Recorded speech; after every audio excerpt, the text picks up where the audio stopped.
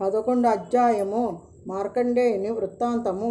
వశిష్ఠుల వారు దిలీపునికి మృగశృంగునికి వివాహము, మృగకుండుడికి జననం, కాశీ విశ్వనాథుని దర్శనము, విశ్వనాథుని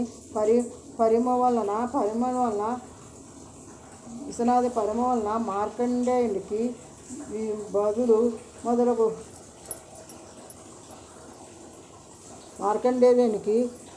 వృత్తాంతము వివరించిదిరి. మహారాజా, ఇక మార్కండేయుని గురించి వివరిందును, శ్రద్ధగా ఆలకింపుము అని వశిష్ఠుల వారు ఈ విధముగా చెప్పినారు.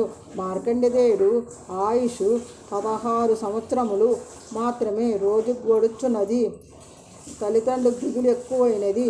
5 ఏళ్ళు నిండగా కుమారుడికి ఉపనయం నైతిక ధర్మములన్నీ పూర్తి చేసి 6వ ఏట దాటగా మార్కండేయుని నిద్రించడం ప్రారంభించారు.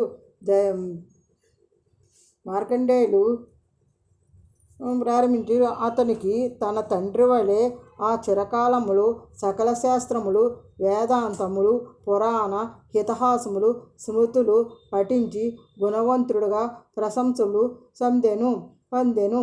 మార్కండేయుడు చదువు పూర్తి చేసుకుని పెద్దవాడవుచుండగా మృగకొండు అతని భార్య మాత్రం ఆందోళనగా ఉండిచేతే ఒకనాడు మార్కండేయునితో ఇట్లు చెప్పిరి: కుమారా, నువ్వు పసితనములో సకల శాస్త్రములు అభ్యసించి నీ బుద్ధి కుశలవంతమైనది, బుద్ధినది అందరి యందు వందనములు పొందుచున్నావు. అందుకే నీ ఎంతయో ఆనందించున్నాము. అయినను గురువు పట్ల, పెద్దల పట్ల, బ్రాహ్మణులు మరింత భక్తిభావముతో మెలుగుచున్నావు. వారి ఆశీస్సులు నీకు మంగళకరముగాను. నీవిట్లు చేసినచో నీ ఆయుర్దాయము వృద్ధిని చెప్పిరి. అటులే 15 సంవత్సరములు గడిచిపోయినది. రోజు రోజుకి తల్లిదండ్రుల ఆందోళనము, భయము ఎక్కువచున్నది.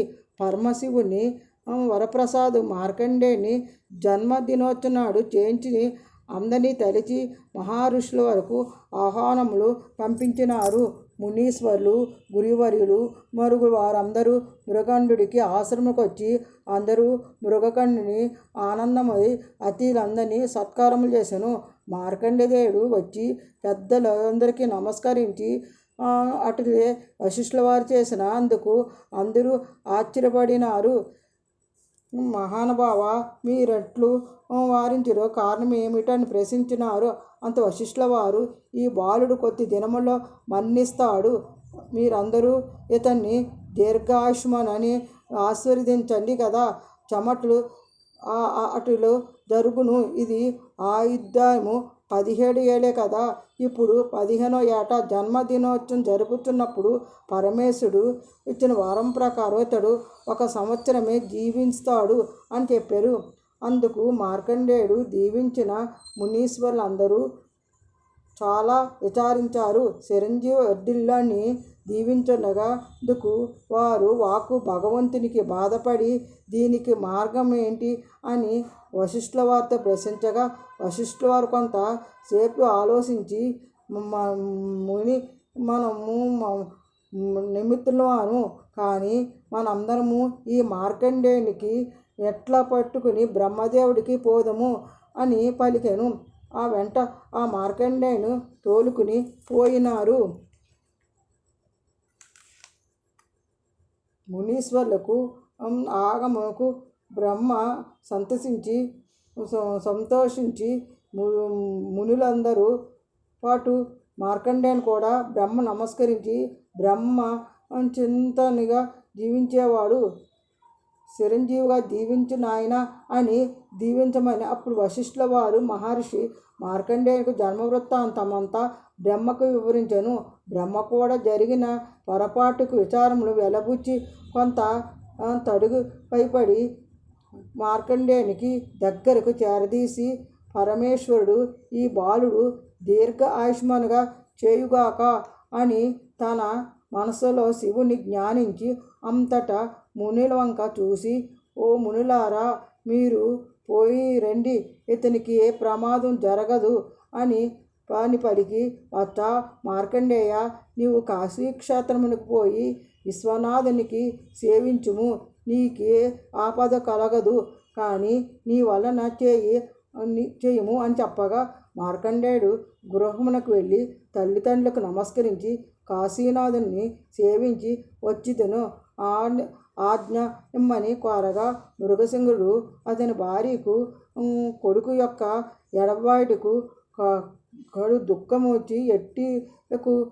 మార్కండేయుడు దీక్షకు కాదనలేక కుమారుని విడిచిపెట్టి ఉండలేక అందరూ కాశీక్షేత్రముకు బయలుదేరును.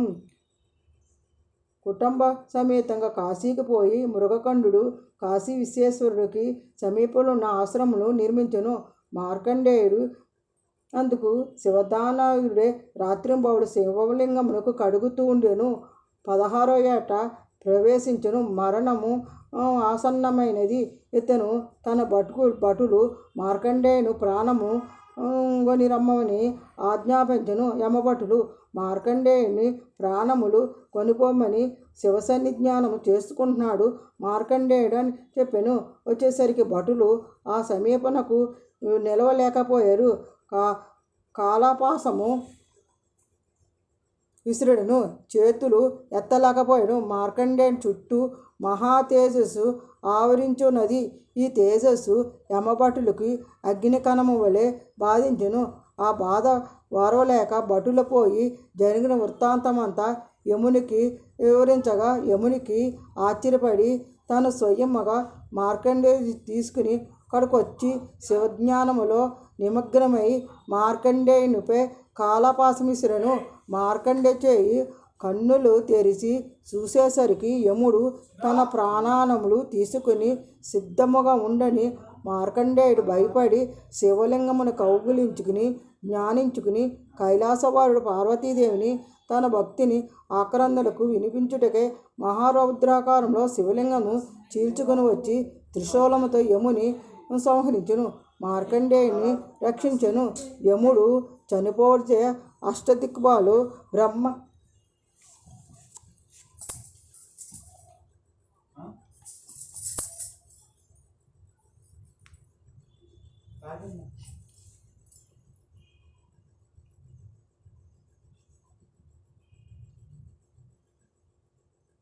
శివలం కౌలించి జ్ఞానించుటకే కైలాసవాసుడే పార్వతీదేవిని తన భక్త అక్రందనకు వినిపించుటకే మహారౌద్రకారంలో శివలింగమును చీల్చుకుని వచ్చును. త్రిశూలముతో యముని సంహరించి మార్కండేయుని రక్షించును. యముని చనిపోవడిచే అష్టదిక్పాలు బ్రహ్మాది దేవతలు అందరూ వచ్చి శివుని అనేక విధములుగా ప్రార్థించి జటాధార కోపము తలార్చును. మహేశ్వ, యముడు తన కర్తవ్యము నెరవేర్చున్నాడు. తన ప్రసాదము మార్కండేయునికని 16 ఏండ్ల మాత్రమే ఆయుష్ ఇచ్చితివి కదా, అతని ఆయుష్ నిన్న తనకే యముడు ప్రాణములకు తీయుటకొచ్చును. మార్కండేయును చిరంజీవిగా చేసితివి, అందుకు మేము ఎంతో ఆనందపడుచున్నాం. కానీ ధర్మపాలన నిమిత్తమే యముని లేకుండా లోటు కదా.